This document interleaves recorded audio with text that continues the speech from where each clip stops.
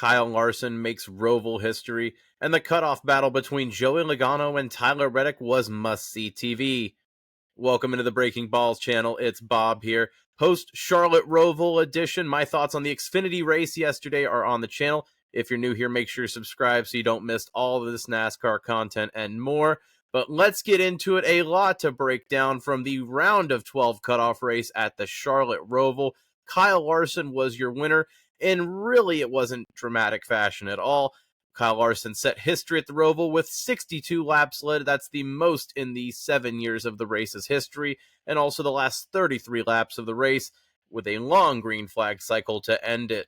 Not only did Larson take the checkered flag in dominant fashion, but this finds the 5-car in victory lane for the 6th time in 2024. That's twice as many as any other competitor in the series. If you ask me, this race really sets Kyle Larson as the odds-above favorite in the NASCAR Championship for 2024, if he wasn't already. But let me know your thoughts down below. Who do you think is the championship favorite moving on in 2024? There's a few guys we'll be talking about here in a minute that had their championship hopes ended today at the Charlotte Roval. And the main story, of course, was the battle between Tyler Reddick and Joey Logano, just like we all predicted for that last playoff spot. Coming into the Roval, you would have thought Tyler Reddick was in a very good spot to advance, not only with his road course prowess, but he was also about 15 points above the cutoff heading into this race. And Reddick even stayed out and took the risk to win Stage 1, earning 10 extra stage points just for a little bit more cushion. Once Stage 2 restarted, Reddick found himself in the middle of the pack, and that's when things happen. Reddick cooked it just a little bit too hard into the new configured Turn 7 hairpin, and out of anyone he could have found the side of, Reddick ran into the side of owner Denny Hamlin's number 11 Toyota. Reddick's car was sent flying into the air and had damage from the incident. Had to repair the toe link, among other issues on that right rear, and definitely knocked the speed out of that car. He was running in the 20s for most of the race, and even before the last restart, when he pitted to get fresh tires, was over 12 points out of the cutoff line to then Joey Logano, who had a very good car today, running top 10 most of the day in that Penske number 22, showing great speed on the Roval. Unfortunately, Logano could not keep the pace in that 22, fell to P8, which doesn't sound too bad, but Tyler Reddick was the fastest climber in the field for the last green flag cycle and ended up finishing in the top 15. Tyler Reddick ends up 4 points over Joe Logano. One of the critical moments was when Tyler Reddick was able to get around both Martin Truex Jr. and boss Denny Hamlin. This is when Joe Logano got passed by Shane Van Gisbergen at the same time and really flipped the cutoff line into Reddick's favor. Ultimately, Reddick was able to stay on the right side of the cutoff line when the checkered flag fell, eliminating Logano. And there's a couple of things you could look back that really were the difference. Obviously, the stage win in Stage 1, those 10 stage points could have been the massive difference if they had pitted and maybe finished 6th, 7th. Well, those are points that they probably would have been behind on Joe Logano. Therefore, if you really want to do a butterfly effect, though, and have fun with it, Tyler Reddick's regular season championship was probably the difference there with those 4 points. Thanks Kyle Larson for not running the Charlotte Oval race in May. Or if you really want to be a sick and twisted man, you could look back at Richmond in the fall when Austin Dillon bumped Joe Logano out of the lead on the final turn, wrecking the 22. That would have been 5 playoff points with that win. So you could have done a little different ways about it, but it just goes to show how every lap matters in the NASCAR Cup Series. When even the people that say, oh, the playoffs have watered it down, you can look back at incidents like that and say, oh my goodness, that really did matter at the end of the day. Joey Logano, Austin Cindric, who had a very good car today as well in the Penske camp, running top 5 to 10 as well. Just with the points positions, those guys found themselves with the crash at Talladega last week. They were almost in must-win positions. They find themselves eliminated, along with Daniel Suarez and Chase Briscoe, who had an engine issue and was out of the race early. 4 guys championship hopes ending, 8 left. We'll get into the playoff picture here in just a little bit there. A few incidents to note in the race. Austin Dillon lost a wheel that caused a caution, so that will be a fine and some suspensions on the crew there. Pop won't be happy about that. Corey LaJoie's race was very short in that Rick Ware 51. They had an engine issue and their day fast.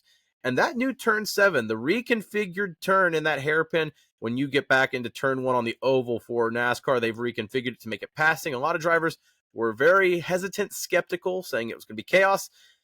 Yeah, you could dive bomb people, and I could see where down the line, if they race in the Roval a couple more years, it could be problemsome. But for the most part, it really did produce a lot of action as a fan, and I thought that the drivers behaved for the most part, and they really did time it. Even Austin Cindric found a way to defend, you could see early on against Joe Logano, so it was possible to make it not only a passing zone, but a defensive area as well. I thought it was a very nice addition to the Roval, personally. And then also, can you imagine if any other sport changed a track or their rules the day before or the morning of a race or an event?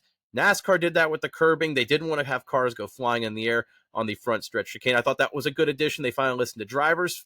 Way to go, NASCAR. We're finally getting in the right direction there, but did think that was notable to mention on the channel. As far as the overall results, though, from today, Kyle Larson, Christopher Bell, William Byron, Austin Cindric, Chase Elliott, your top 5.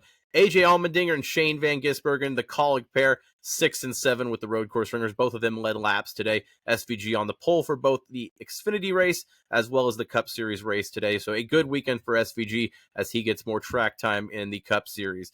Joe Logano 8th, Bubba Wallace 9th, and Ryan Blaney rounding out the top 10. But there's Tyler Reddick in 11th. He just made something out of nothing there.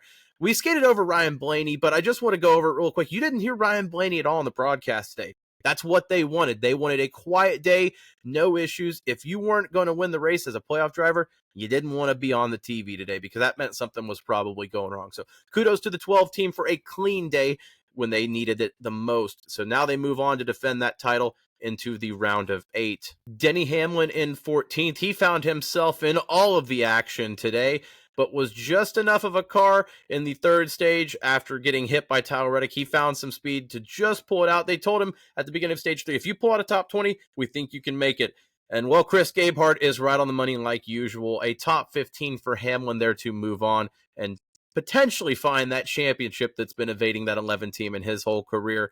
As far as the bottom half of the field, Corey LaJoie, Chase Briscoe, Ty Gibbs, all with mechanical issues to retire their cars early. John Hunter Nemechek and Eric Jones also wrecking out. They made a Legacy Motor Club sandwich with Ross Chastain, middle of the race.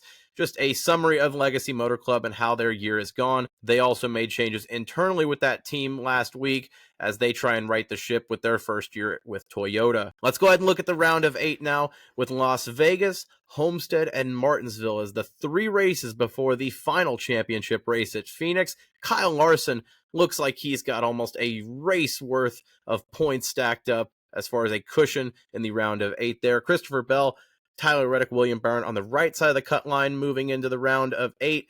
Ryan Blaney 4 back, Denny Hamlin -8, Chase Elliott -9, and Alex Bowman, the 4th Hendrick car, as Hendrick gets all 4 into the round of 8. Congratulations to them. That is a massive achievement as an organization to do that. If you ask me my championship 4 currently, I'd probably have it with Kyle Larson, Christopher Bell, William Byron, and Denny Hamlin. I'm falling for it, yes, but I have 2 Joe Gibbs Toyotas against 2 Hendrick Chevrolets in a repeat of 2021 when Kyle Larson won that championship. We'll see if history repeats itself. But let me know your thoughts down below on this Charlotte Roval race, the eliminations, the chaos, even the Parker Kligerman controversy yesterday. Like I said, I have that on the channel, so go check that out. If you're new here, like this video, subscribe to the Breaking Balls channel. It helps me out a ton. I'll keep you in the loop for all things NASCAR as we turn our eyes next week to Las Vegas, the round of 8.